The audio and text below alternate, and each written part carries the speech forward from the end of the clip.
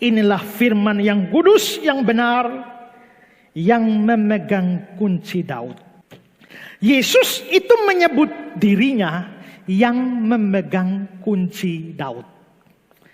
Apa artinya ini? Sebenarnya kata-kata ini diambil dari Perjanjian Lama. Itu berkenaan dengan seorang namanya Eliakim. Perhatikan ya. Eliakim bin Hilkiah. Aku akan mengenakan jubah kepadanya, dan ikat pinggang akan kuikatkan kepadanya, dan kekuasaanmu akan kuberikan ke tangannya. Perhatikan ini, ada kekuasaan. Di ayat 21 ada kuasa.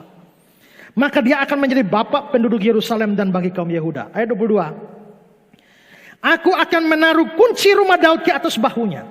Apabila dia membuka, tidak ada yang dapat menutup. Apabila dia menutup, tidak ada yang dapat membuka. Berarti ini otoritas. Jadi ada kuasa, ada otoritas. Eliakim itu pemegang kunci Daud. Rumah Daud. Daud punya rumah. Eliakim ini pemegang kunci. Jadi kalau dia pegang kunci berarti dia punya kuasa. Dia punya otoritas. Kalau dia buka pintu, lu bisa masuk.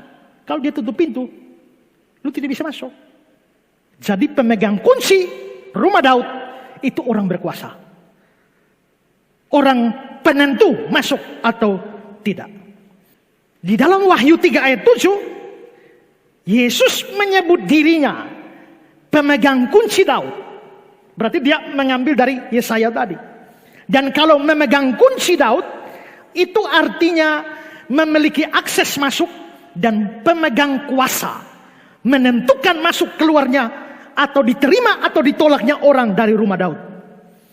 Maka Kristus pemegang kunci Daud. Dia memang tidak bicara rumah Daud di Yerusalem fisik. Dia bicara tentang Yerusalem baru, yaitu surga. Berarti Yesus dengan kata lain pemegang kunci surga. Kalau dia pemegang kunci surga, dia punya otoritas, dia punya kuasa untuk memasukkan orang ke sana atau untuk mencegah orang ke sana.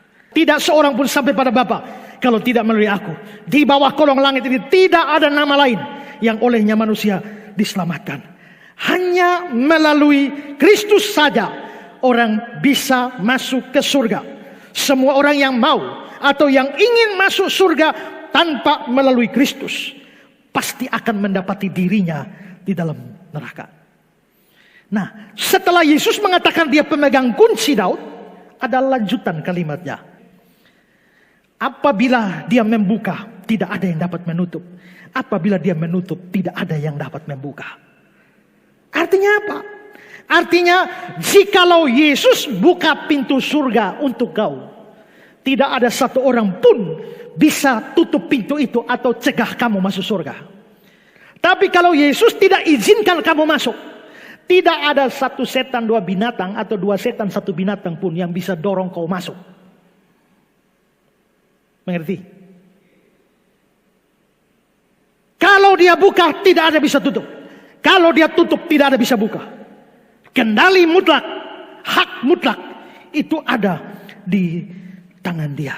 Bayangkan sebesar apakah Yesus itu.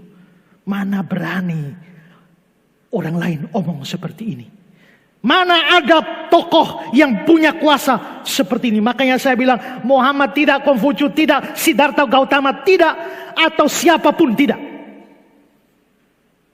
Satu-satunya orang yang punya kuasa.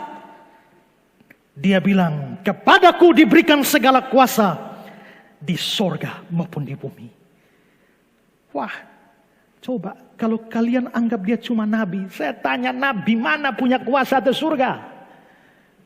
Kalau hanya anggap dia sebagai manusia biasa mana yang punya kuasa di bumi dan di surga? Kalau dia hanya malaikat seperti kata saksi Yehova, malaikat mana bisa punya kuasa di bumi dan di surga? Allah penguasa surga dan bumi. Jikalau Yesus menguasai surga dan bumi, tidak bisa tidak, dia adalah Allah sendiri. Dan dia punya otoritas untuk memasukkan atau menolak orang dari surga.